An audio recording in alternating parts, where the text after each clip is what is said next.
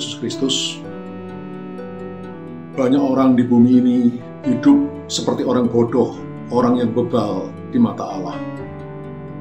Mungkin bagi mereka sendiri dan bagi orang-orang di sekitarnya, mereka adalah orang yang cerdas, orang yang pandai, orang yang arif, orang yang bijaksana. Mereka mengejar harta, mengejar kedudukan, mengejar kenikmatan-kenikmatan dunia ini dengan segala macam cara, yang halal maupun tidak halal. Seolah-olah itulah tujuan hidup mereka di dunia ini. Padahal sebagai manusia yang berakal budi, mereka tahu dengan pasti bahwa hidup manusia di bumi ini sangat singkat. Dan semua manusia yang hidup di bumi akan berakhir dengan kematian. Dan setelah itu manusia akan memasuki kekekalan.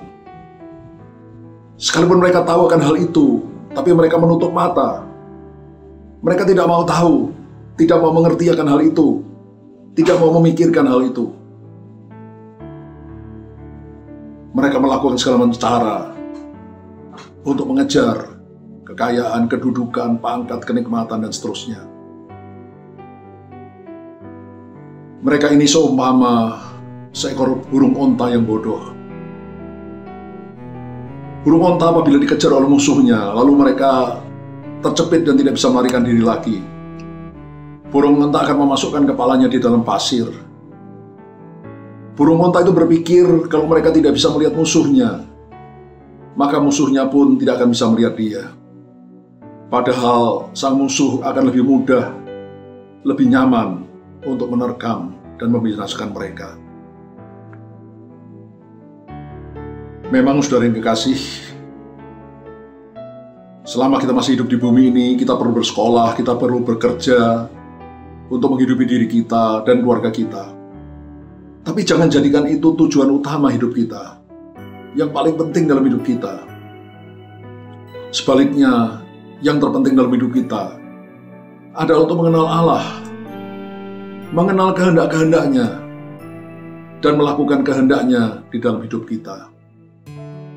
Alkitab mengajarkan bahwa manusia diciptakan oleh Allah dan untuk Allah, untuk menjadi anak-anaknya, untuk hidup menyenangkan hati Tuhan. Jadikanlah hal itu tujuan hidup kita, saudara. Berusaha hidup berkenan kepada Tuhan. Alkitab mengajarkan supaya kita selalu menempel kepada Tuhan, melekat pada Tuhan seperti ranting melekat pada pokoknya, sehingga ranting itu bisa menyerap sari makanan dari pokoknya. Kalau kita terus menempel kepada Tuhan, maka kita akan makin mengenal Dia, makin mengenal kehendaknya, dan punya kemampuan untuk melakukan kehendak Allah di dalam hidup kita. Dan saudara pasti tidak akan kecewa apabila sudah melakukan hal itu. Karena di bumi ini kita akan dijaga, disertai, dilindungi, diberkati oleh Tuhan. Dan sesudah hidup ini, kita akan berbahagia bersama Tuhan untuk selama-lamanya di dalam kekekalan. Tuhan Yesus memberkati saudara semua. Haleluya. Amin.